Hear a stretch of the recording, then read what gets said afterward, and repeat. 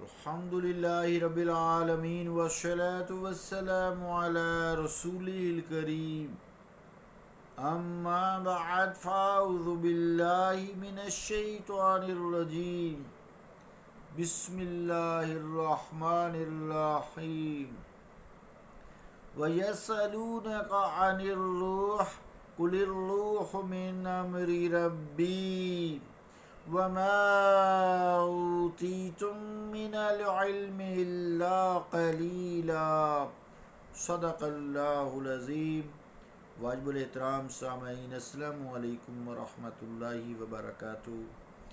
آیت کریمہ جو میں نے تلاوت کرنے کی سعادت حاصل کی ہے، اس کا ترجمہ یوں ہے کہ اور اے مصطفیٰ، یہ آپ سے روح کے متعلق سوال کرتے ہیں، فرما دیجئے کہ روح میرے رب کا امر ہے، اور جو اس میں سے تمہیں عطا کیا گیا ہے وہ بہت تھوڑا ہے۔ اللہ کا قول سچا ہے جو بڑی ہی عظمت والا ہے۔ عزیزان گرامی قدر، روح کے حوالے سے جو گفتگو کا سلسلہ ہمارا جاری ہے، جس میں ہم اس نتیجے پہ پہنچے ہیں، روح جو اللہ تعالیٰ کا امر ہے، اس اللہ تعالیٰ کا جو امر ہے اس کا علم بھی ہمیں تھوڑا عطا کیا گیا ہے، اور جیسے اللہ تعالیٰ خود کیفیات سے پاک ہے، اسی طرح اس کا امر روح بھی کیفیات سے پاک ہے۔ لیکن یہ جو روح ہے جس کی وجہ سے انسانی زندگی کا دار و مدار ہے، بے شک یہ خود کیفیات سے پاک ہے، لیکن یہ انسانی جسم پر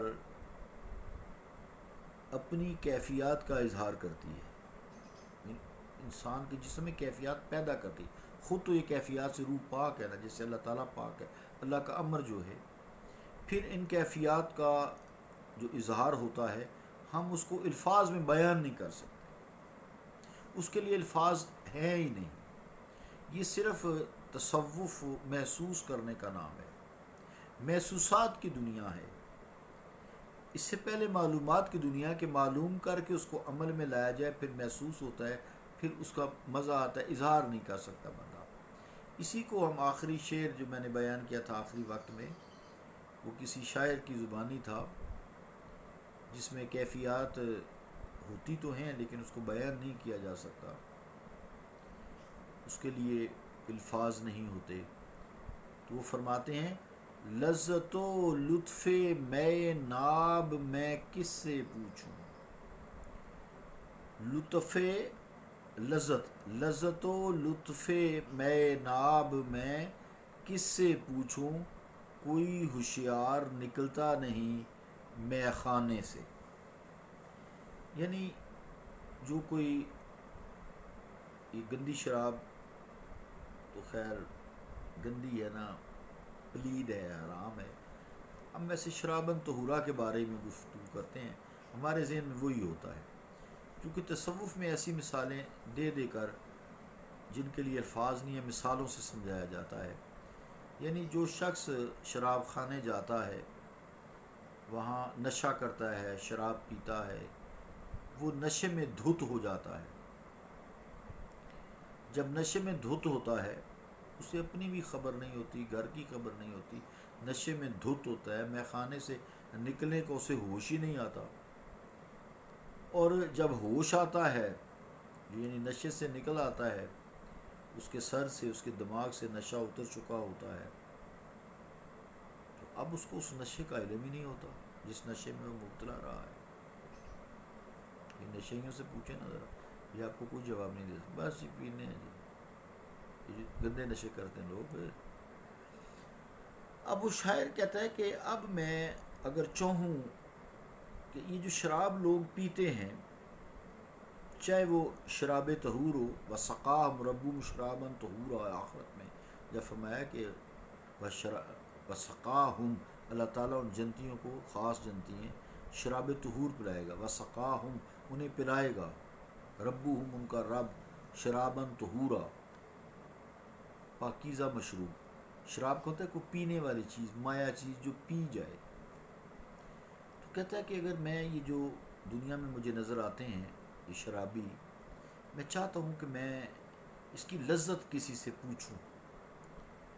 اب میں جب شراب خانے جاتا ہوں، بھی وہاں ہی ملتے ہیں شرابی، تو وہ تو نشے میں دھت ہوتے ہیں، وہ مجھے بتا ہی نہیں سکتے۔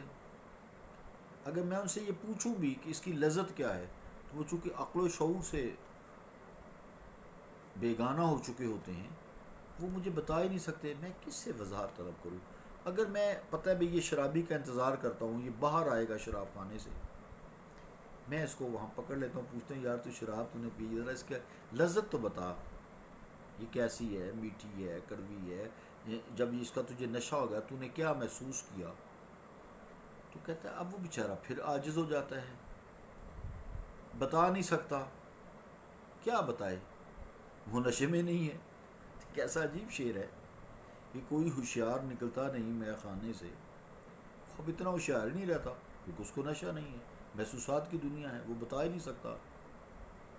جو شراب پر سوار یعنی عالم ہوش میں پھر آ جاتے ہیں، وہ نہیں بتا سکتا، اور جس نے شراب پی ہوئی ہے وہ بھی نہیں بتا سکتا، وہ تو ہوش میں نہیں ہے۔ وہ صفاتیں میں کیوں کر بیان کر سکتا ہوں دونوں، یعنی جب نشہ ہو، دونوں حالتوں میں، جب نشہ ہو تب بھی نہیں بتا سکتا، اور جب نشہ نہ ہو تب بھی نہیں بتا سکتا۔ یہ ایک مجازی مثال میں نے آپ کے سامنے پیش کی ہے کہ تصوف اصطلاح میں تصوف ہے، اصل میں جو قرآن کریم میں فرمایا وَيُزَكِّيهِمْ، آپ صلی اللہ علیہ وآلہ وسلم ان کا تزکیہ نفس کرتے ہیں۔ تو جب انسان تزکیہ نفس کر لیتا ہے تو اس کی دنیا اور آخرت جو بدل جاتی ہے۔ جب وہ مرنے لگتا ہے تو فرشتے بھی کہتے ہیں یا ایتھا النفس المطمئنہ، تزکیہ نفس جو ہے کہ اے نفس مطمئن ارجعی الی ربک راضیۃ مرضیہ، چل اپنے رب کی طرف اس حال میں کہ وہ تجھ سے راضی، تو اس سے راضی، فادخلی فی عبادی، پس ہو جا میرے بندوں میں داخل، وادخلی جنتی، اور میری جنت میں داخل ہو۔ اس کا مطلب ہے کہ یہ تزکیہ نفس جو ہے، نفس امارہ سے جان چھڑانا، پھر نفس کو اس ڈگر پہ لانا کہ اگر کوئی گناہ ہو جائے، نفس امارہ گناہ کا نفس ہے، پھر اس سے اگر کوئی گناہ ہو جائے تو ملامت پیدا کرنا، تو نے غلط کیا ہے، اے نفس، اے انسان، تو نے کام یہ غلط کیا ہے، پھر اس کو نیکیوں پہ ابھارنا، پھر مطمئن رہنا اللہ تعالیٰ کی رضا پہ، راضیہ مرضی ہے نا، تو پھر انسان کا کامل ہونا تو مشکل کام ہے نا۔ انبیاء اور جو رسول ہیں وہ تو اللہ تعالیٰ نے کامل ہی ہمارے لیے پیدا کی ہے، ہدایت جو کرنی ہے، کیونکہ ان کی اطاعت ہدایت پہ ہی ہوگی نا، ان سے اس لیے گناہ نہیں ہو سکتا کہ ان کی اتباع ہی دین ہے۔ من یطع رسول فقد اطاع اللہ، جس نے رسول کریم صلی اللہ علیہ وسلم کی اطاعت کی گویا اس نے اللہ کی اطاعت کی۔ یہ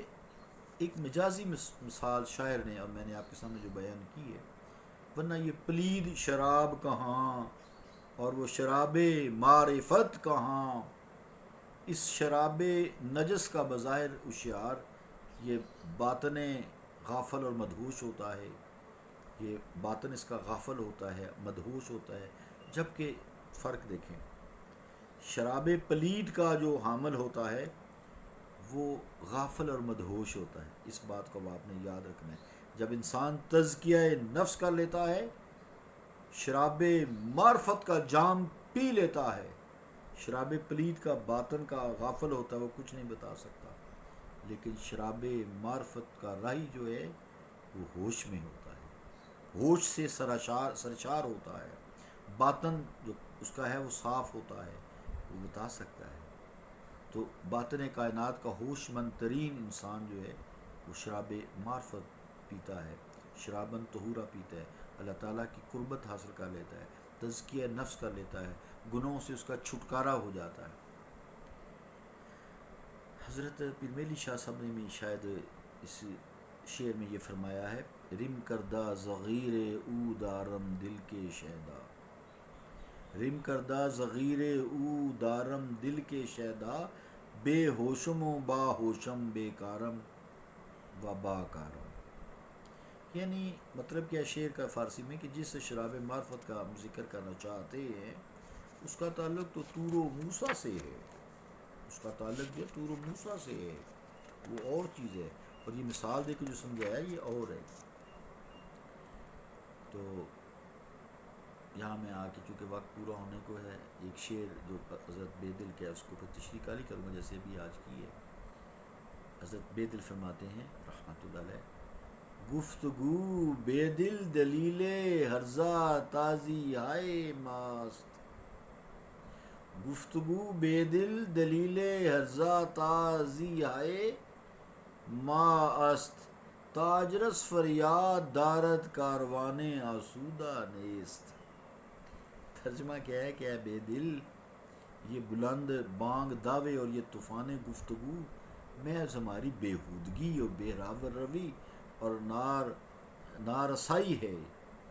یہ منزل کی دلیل نہیں ہے۔ یہ جو کہتے ہیں نا یا میں ولی ہوں، میں صوفی ہوں، میں یہ ہوں، سب ایسے ہی ہے۔ اس کو خبر نہیں ہوتی، پیچھے بھی فارسی میں وہ خبر دیتے نہیں ہیں ہمارے پاس کیا ہے۔ تو بے دل فرماتے ہیں یہ جو بلند بانگ دعوے ہے اور یہ طوفان گفتگو ہے محض ہماری بےہودگی، بے راہ روی اور نارسائی منزل کی دلیل ہے، کہ گھنٹیوں کا آواز آتے رہنا اس بات کی دلیل ہوتا ہے کہ ابھی قافلہ راستے میں سرگرم سفر ہے اور منزل تک نہیں پہنچا، اور جب گھنٹیوں کی آواز مکمل طور پر بند ہو جائے تو جان لینا چاہیے کہ قافلہ یا تو منزل مقصود پر پہنچ گیا ہے یا پھر سکون سے ہمک نار ہے۔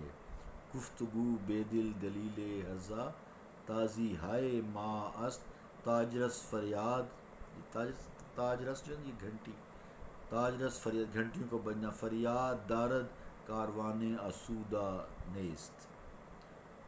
انشاءاللہ باقی اسی شعر کی تشریح میں آگے کچھ بیان کریں گے۔ اللہ تعالیٰ ہم پہ فضل کرے